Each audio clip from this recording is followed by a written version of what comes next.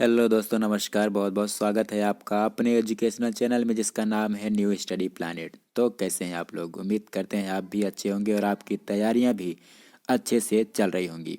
दोस्तों, C TET और UP TET से रिलेटेड आज का टॉपिक है शिक्षा मनोविज्ञान। तो आइए शुरू करते हैं आज का अपना वीडियो बिना वक्त गवाए हुए।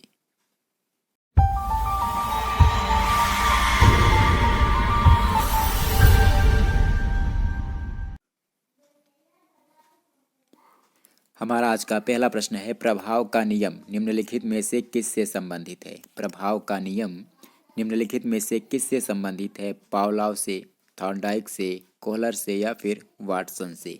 क्या हो जाएगा? इस प्रश्न का जो सही उत्तर हो जाएगा वो हो जाएगा विकल्प बी, थॉर्नडाइक। प्रभाव का नियम किसका नियम है? थॉर्नडाइक का नियम है। दोस्तों, दरअसल अधिगम के नियमों को क्रमबद्ध करने का श्रेय जो है वो थॉर्नडाइक को ही जाता है। थॉर्नडाइक के अधिगम के नियम उद्दीपक अनुक्रिया सिद्धांत या फिर संबंधवाद सिद्धांत पर काम करते हैं या फिर आधारित हैं। थॉर्नडाइक ने अधिगम के मुख्य नियम और कुछ गौड़ नियम बताए हैं। मुख्य नियमों में क्या क्या आता है? मुख्य नियमों में तत्परता का नियम आता है, अभ्यास का नियम आता है और प्रभाव का नियम आता है। तो ये जो प्रभाव का नियम है ये थॉर्नडाइक के मुख्य नियमों में से एक है। याद रखिएगा, थॉर्नडाइक ने 3 मुख्य नियम बताए हैं। कौन कौन से? तत्परता का नियम, अभ्यास का नियम और प्रभाव का नियम। और 5 गौड़ नियम बताए हैं। कौन कौन से? बहु अनुक्रिया का नियम, मनोवृत्ति का नियम, तत्वों की पूर्व समर्थता का नियम, सादृश्यता द्वारा अनुक्रिया का नियम और फिर साहचर्य परिवर्तन का नियम। ये मुख्य नियम और गौड़ नियम काफ़ी इंपॉर्टेंट है। इससे 1-2 क्वेश्चन निश्चित रूप से बनते हैं, तो इसको आप ध्यान में रखिएगा।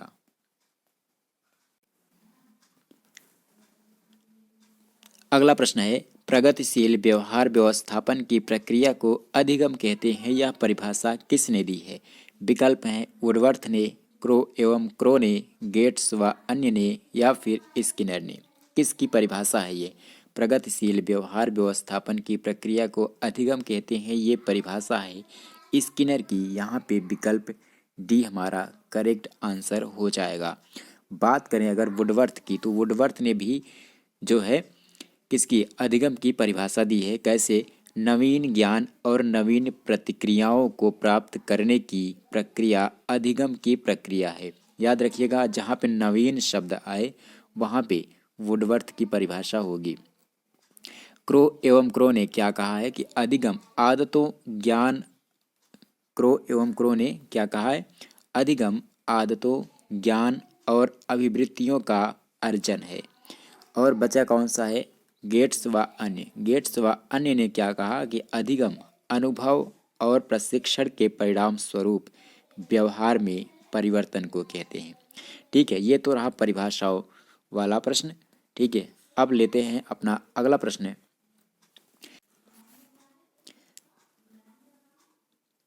अगला प्रश्न है, किशोरों को निर्णय करने का कोई अनुभव नहीं होता है, ये कथन किसका है या फिर किसने कहा है? स्टेनले हॉल ने, स्किनर ने, रॉस ने या फिर उपरोक्त में से कोई नहीं। तो यहाँ पे जो इस प्रश्न का सही उत्तर हो जाएगा विकल्प बी हो जाएगा, स्किनर ने। स्किनर ने कहा किशोरों को निर्णय करने का कोई अनुभव नहीं होता है। दोस्तों, यूपी टेट या फिर सी टेट की परीक्षा में किशोरावस्था जो टॉपिक है वो बहुत ही महत्वपूर्ण है, तो इसको आप इग्नोर नहीं कर सकते हैं।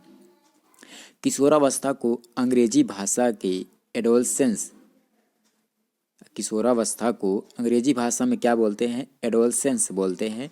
यह शब्द लैटिन भाषा एडोलेसियर क्रिया से बना है, जिसका क्या अर्थ होता है? इसका अर्थ होता है परिपक्वता की ओर बढ़ना। यह भी पूछ लेता है, इसका अर्थ भी पूछ लेता है। तो याद रखिएगा, एडोलेसियर क्रिया से बना है शब्द कौन सा? एडोलसेंस, जिसका अर्थ होता है परिपक्वता की ओर बढ़ना।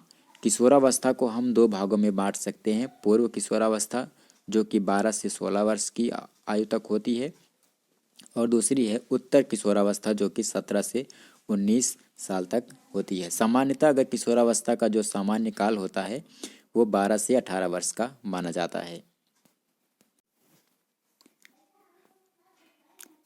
अगला प्रश्न है, निम्नलिखित में से बुद्धि का सिद्धांत है? एक तत्व सिद्धांत, द्वितत्व सिद्धांत, बहुतत्व सिद्धांत या फिर उपरोक्त सभी? तो यहाँ पे इस प्रश्न का जो सही उत्तर हो जाएगा विकल्प डी हो जाएगा, उपरोक्त सभी। क्योंकि एक तत्व सिद्धांत, द्वितत्व सिद्धांत और बहुतत्व सिद्धांत ये सभी बुद्धि के ही सिद्धांत हैं। बात करें अगर एक तत्व सिद्धांत की, तो एक तत्व सिद्धांत को हम एक खंड सिद्धांत भी बोलते हैं और एक सत्तात्मक सिद्धांत भी बोलते हैं। इस सिद्धांत के अनुसार बुद्धि एक इकाई है और संपूर्ण बुद्धि एक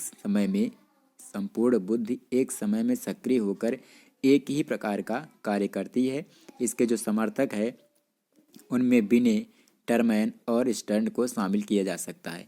बात करें अगर द्वितत्व सिद्धांत की, तो द्वितत्व या द्विखंड सिद्धांत जो है किसके द्वारा दिया गया? स्पीयरमैन के द्वारा दिया गया। और त्रिखंड सिद्धांत भी स्पीयरमैन के द्वारा ही समर्थित है।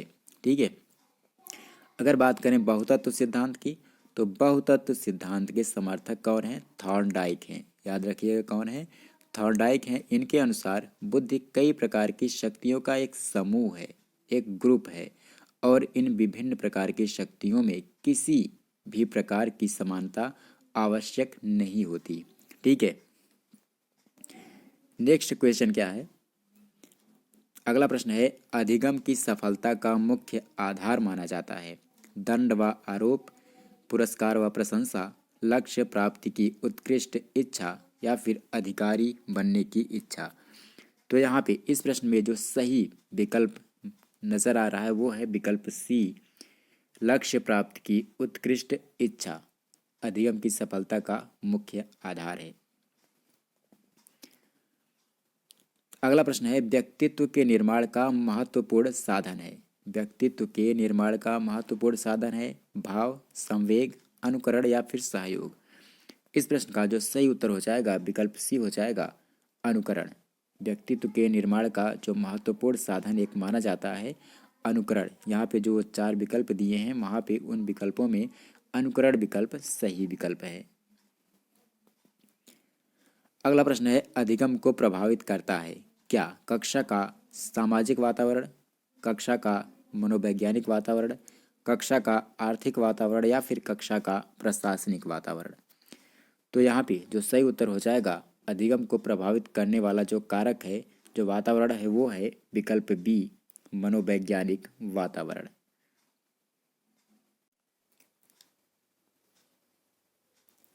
अगला प्रश्न है, कोहलर का अधिगम सिद्धांत किस नाम से जाना जाता है? कोहलर का अधिगम सिद्धांत किस नाम से जाना जाता है? विकल्प हैं पुनर्बलन का सिद्धांत, अनुकूलित प्रत्यावर्तन का सिद्धांत, सोच का सिद्धांत या फिर उद्दीपन अनुक्रिया का सिद्धांत? तो यहाँ पे जो सही विकल्प हो जाएगा सूझ का सिद्धांत, यानी विकल्प सी सही हो जाएगा। कोहलर का जो अधिगम सिद्धांत है वो सूझ का सिद्धांत के नाम से जाना जाता है। अगर बात करें तो पुनर्बलन के सिद्धांत की, तो ये हल द्वारा दिया गया सिद्धांत है। अनुकूलित प्रत्यावर्तन सिद्धांत ये पावलोव का है और उद्दीपन अनुक्रिया सिद्धांत ये थॉर्नडाइक का दिया हुआ सिद्धांत है।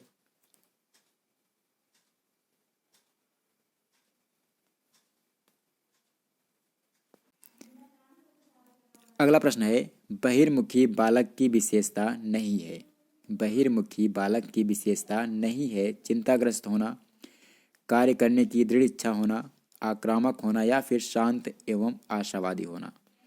तो यहाँ पे जो सही उत्तर हो जाएगा विकल्प सी जो है बहिर्मुखी बालक की विशेषता नहीं है। ठीक है। अगला और इस वीडियो का आखिरी प्रश्न है, बुद्धि लब्धि को ज्ञात करने का सूत्र किस मनोवैज्ञानिक ने दिया? थर्स्टन ने, स्टर्न ने, स्पीयरमैन ने या फिर बिने ने? तो यहाँ पे जो सही उत्तर हो जाएगा विकल्प बी हो जाएगा, स्टर्न ने। बुद्धि लब्धि को ज्ञात करने का जो सूत्र होता है वो मनोवैज्ञानिक स्टर्न के द्वारा दिया गया है। तो इस वीडियो में फिलहाल इतना ही। अगले वीडियो में एक नए टॉपिक के साथ आपसे मिलेंगे, तब तक के लिए नमस्कार। और हाँ, अगर आप हमारे वीडियो पर नए हैं तो चैनल को सब्सक्राइब जरूर कर लें।